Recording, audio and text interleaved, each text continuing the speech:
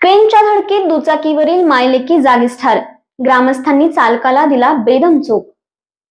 पुणे बेंगळूर राष्ट्रीय महामार्गावर कोर्टी तालुका कराड येथील सेवा रस्त्यावर मद्यधुंद अवस्थेतील क्रेन चालकाने दोन वाहनांना धडक दिली।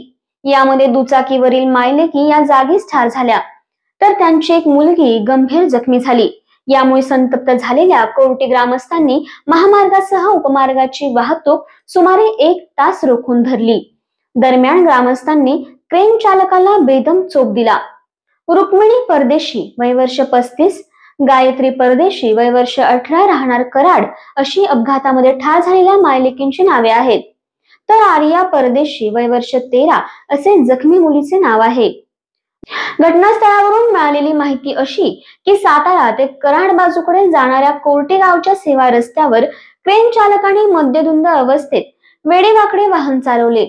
यावेळी सुरुवातीला त्याने एका रिक्षाला धडक दिली, त्यानंतर समोर चाललेल्या दुचाकीला MH4 CQ 7946 हिला धडक देऊन त्यांच्या अंगावरून क्रेन नेली। यात मायलेकी जागीच ठार झाल्या, तर लहान मुलगी ही गंभीररित्या जखमी झाली।